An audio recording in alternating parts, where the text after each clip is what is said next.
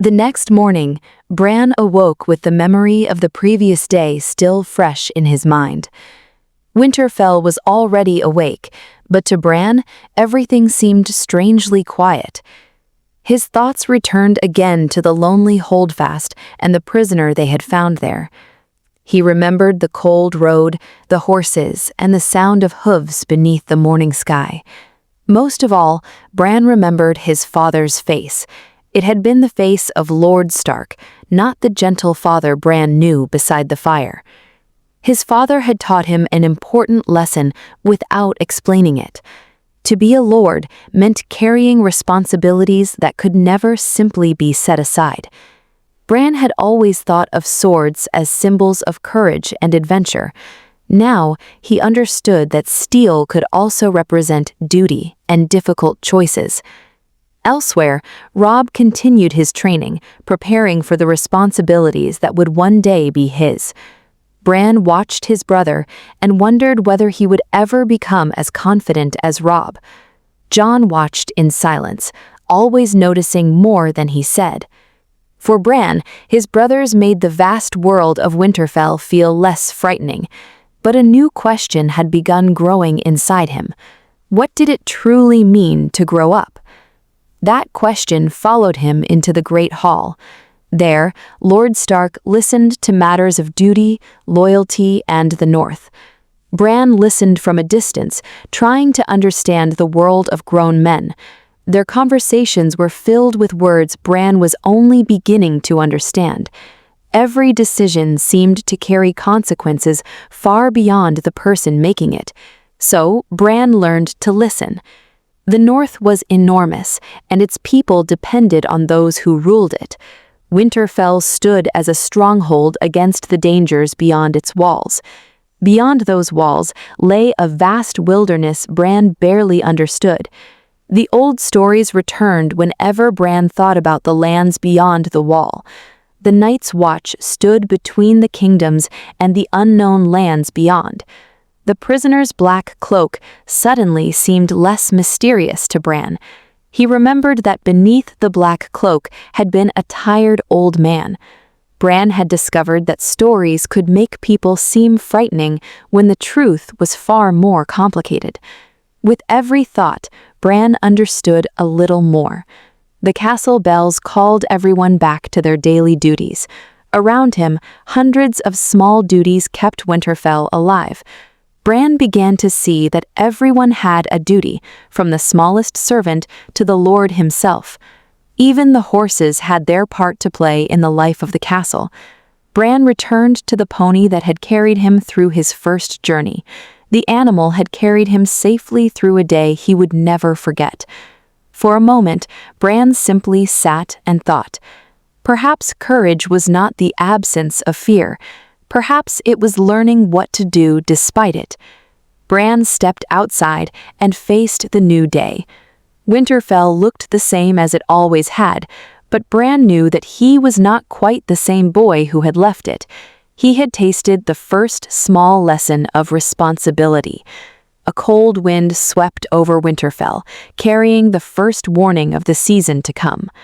Bran looked north, toward lands he knew only through stories. Beyond the horizon waited a world full of things he had yet to understand. Part of Bran still dreamed of adventures, but now he knew that true courage meant more than adventure. The road ahead would bring lessons far greater than the one Bran had learned that morning. For Bran Stark, this was only the beginning. The North was vast, the future uncertain, and Bran was only 7 years old, yet the first steps of his journey had already begun. Even after returning to Winterfell, Bran could not completely forget the holdfast. The cold stone walls, the gray sky, and the lonely prisoner remained in his thoughts. He had expected the day to feel like an adventure, but instead it had left him with questions he could not yet answer. Of everything he had seen, it was the prisoner's face that Bran remembered most clearly. The man had looked tired rather than frightening. Bran wondered what kind of life could have brought someone so far north, wearing the black of the Night's Watch and standing alone before Lord Stark. Bran remembered all the stories old Nan had told him about the wildlings. In those stories, the people beyond the wall had always seemed like creatures from another world. But now, Bran had seen one with his own eyes, and the man had looked strangely ordinary. Perhaps stories changed when a person finally saw the truth for himself. Bran realized that frightening tales could hide the human beings behind them. The world was not always as simple as the stories told beside a warmed fire. Later, Bran finally found the courage to speak to Robb. He wanted to know whether Robb had been frightened that morning. Robb only smiled and reminded him that everyone feels fear sometimes, especially when facing something for the first time. Robb told Bran that seeing the king's justice was not something to boast about. A man's life was a serious matter, even when the law demanded punishment. Bran listened closely, realizing that his brother understood more about the morning than he had imagined. Bran thought about what Robb had said. Perhaps being brave did not mean pretending to be fearless. Perhaps it meant admitting that something frightened you and still finding the strength to face it. Jon soon joined them, quiet as always. Bran looked from Jon to Robb and wondered how different each of them was. Yet both were older than him, and both seemed to understand parts of the world that were still mysterious to Bran. The three brothers stood together upon the walls of Winterfell. Below them, the castle moved with its usual rhythm, but beyond the walls stretched the enormous north. Bran felt very small standing there, but somehow the vastness also made him curious. Somewhere far to the north stood the wall.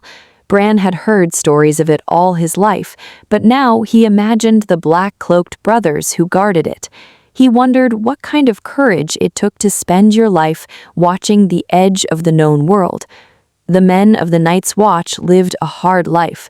They guarded the realm in a place where the wind was bitter and the nights were long. The old prisoner had once been one of those men.